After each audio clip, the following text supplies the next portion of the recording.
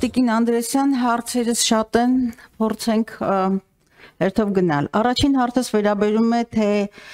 այս պահին հանրապետությունում հանրակրթական ուսումնական հաստատություններում քանի դպրոցներում է դպրոցների տնօրենների հաստիքը թափուր, որովհետև վերջին շրջանում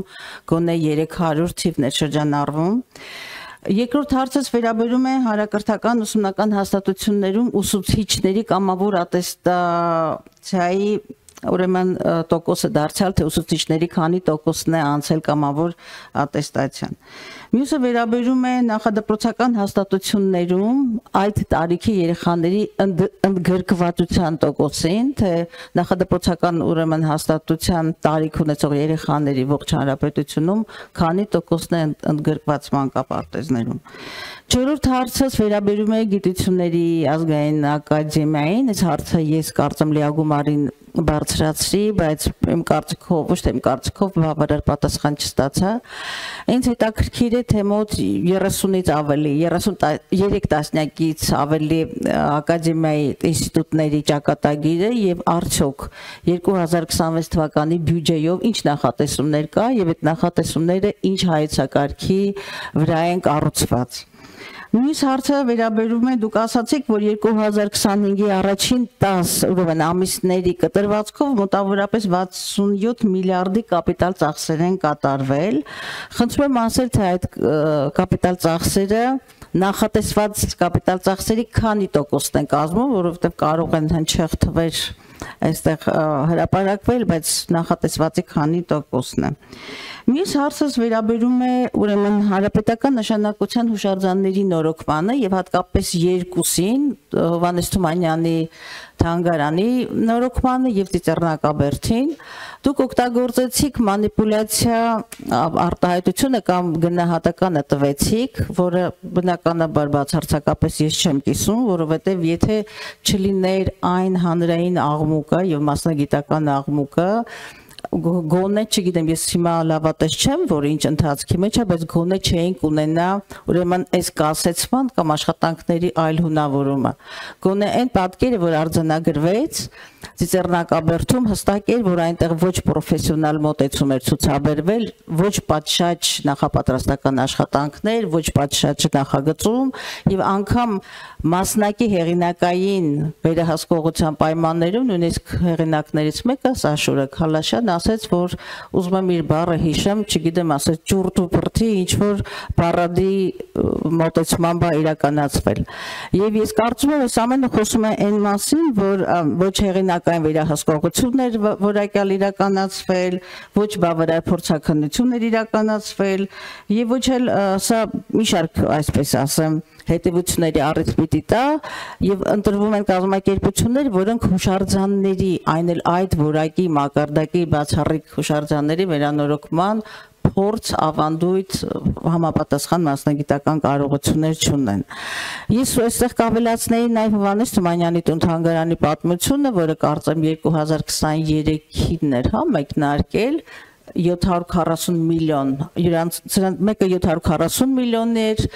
ուրեմն նախատեսումը մյուսը 750 միլիոնի, եւ ըստ էության մենք ունենք Թումանյանի պարագայում եւս այսպես խայտառակ պատկեր եւ ըստ ձեզանից ստացած պաշտոնական ուրեմն պատասխանի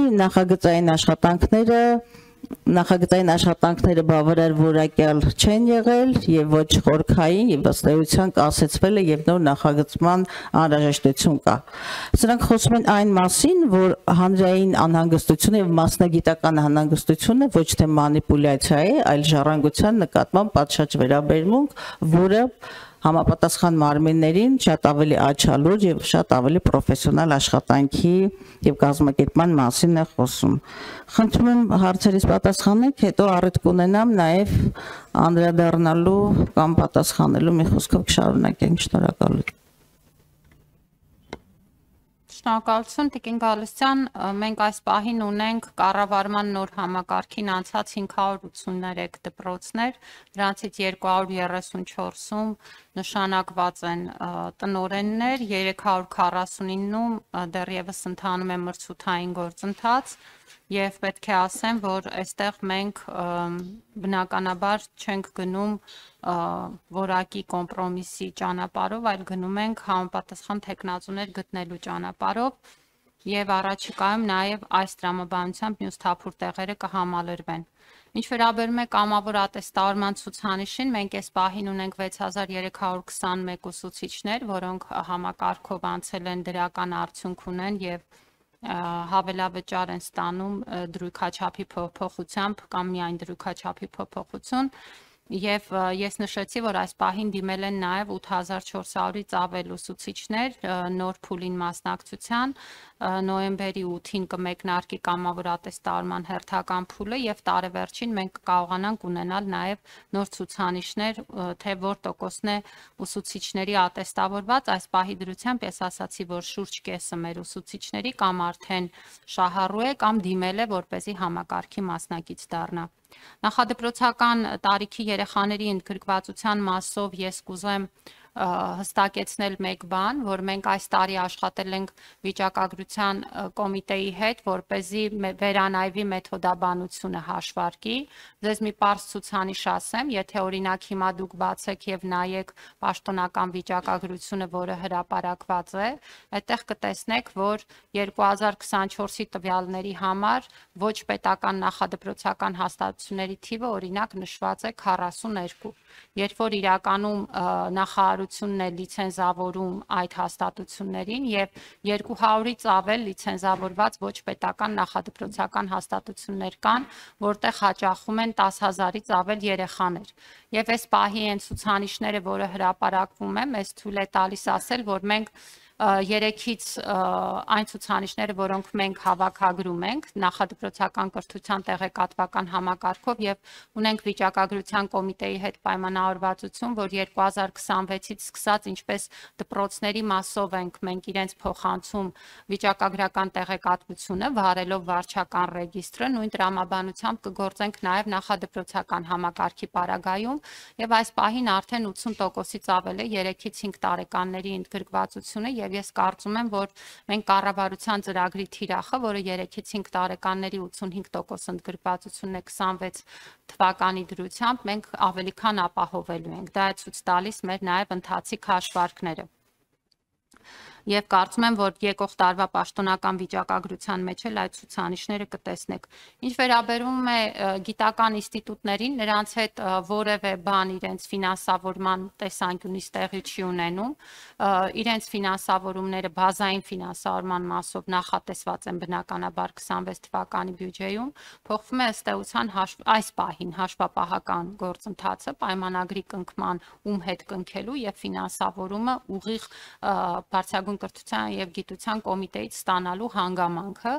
իսկ արդեն հետագա աշխատանքները կախված են թե ատեստավորման գործընթացից, որը անկախ ենթակայությունից բնականաբար գործում է նույն որակական չափանիշների հիման վրա եւ նաեւ իրենց բացի բազային ֆինանսավորումը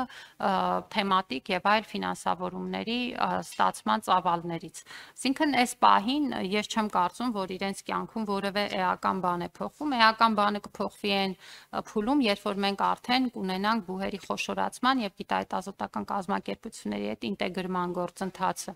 Ենթակայությունը ես նշեցի, այս պահին իրենց համար նշանակում է ընդամենը, որ ֆինանսավորումը իրենք ստանալու են բարձրագույն կրթության եւ գիտության կոմիտեի հետ կնքված պայմանագրերի շրջանակներում, թե բազային ֆինանսավորման իրենց ծավալներն ու տրամաբանությունը եւ թե մնացած աշխատանքի առանձնահատկությունները պահպանված են։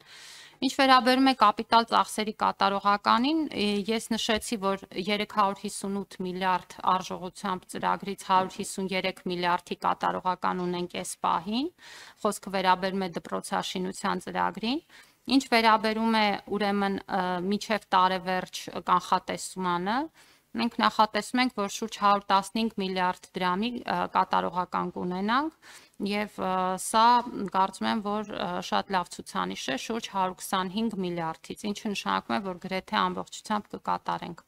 Ինչ վերաբերում է Թումանյանի թանգարանին եւ Ծեռնակաբերդին, Տիկին Գալստյան, ես միշտ շնորհակալ եմ եւ ուրախ եմ հանրային ուշադրության ու վերահսկողության համար։ Ես ինքս էի խոսում հուշարձանների ոլորտում դրա կարեւորության մասին։ Թումանյանի թանգարանն ու Ծիծեռնակաբերդը այստեղ են մեր աչքի առաջ են։ Մենք ունենք բազմաթիվ հուշարձաններ, որոնք մեր աչքից հեռու են եւ այդ հուշարձանների հետ տեղի են ունենում շատ տարբեր ոչ բարենպաստ եւ այդ հուշարձանները քայքայող եւ այդ հուշարձանների նպատակային օգտագործումը խաթարող գործընթացներ։ Ու ես շատ ուրախ կլինեմ, որ այդ հանրային ուշադրությունը ես հավասարաչափ տեսնեմ ու զգամ մեր բազմաթիվ բնակավայրերի, բազմաթիվ հուշարձանների նկատմամբ, որոնցով շատ հաճախ միայն մենք ենք զբաղվում։ Եվ նույնիսկ կողքը բնակվող բնակիչները ջանք չեն թափում, օրինակ ահազանգել մի երևույթի մասին, որը կարող է շատ անհանգստացնող լինի։ Եվ ես շատ ուրախ կլինեմ, եթե այդ հանրային ուշադրությունն ու վերահսկողությունը այդքան ընտրովի չլինի։ Ինչ վերաբերում է Ծիծեռնակաբերդին, ես արդեն շատ մանրամասն ներկայացրեցի ուրեմն ընթացքը եւ պետք է ասեմ, որ հեղինակի հետ էլ ամեն շաբաթյա ինքս շփման մեջ եմ եւ ցանկացած հարց մենք քննարկում ենք։ Դա շատ կարեւոր հուշահամալիր է եւ յուրաքանչյուր նույնիսկ մանր դետալը պետք է հասկացված լինի։ Այստեղ որևէ խնդիր չեմ տեսնում։ Թումանյանի թանգարանի հետ կապված ունենք այն, ինչ ունենք։ Մասնաշենքերից մեկը նախագծվել էր որպես վերակառուցում, այնուհետև շենքի վիճակի գնահատման պարզ էր դարձել, որ դա չպետք է վերակառուցվի, այլ պետք է նորը կառուցվի, սա էլ առաջ էր բերել ամբողջ շղթան, որ պետք է նոր նախագծում, պարզ փորձաքննություն, համալիր փորձաքննություն, շմագ գործընթաց, որից հետո կարող ենք անել նոր մրցույթ։ Մենք օրենսդրությամբ սահմանված կարգով գնում ենք այս ճանապարհով, համալիր փորձաքննությունը մոտ օրերս կարծում եմ կստանանք եւ արդեն մրցույթի կդնենք այս ուրեմն կառուցման գործընթացը։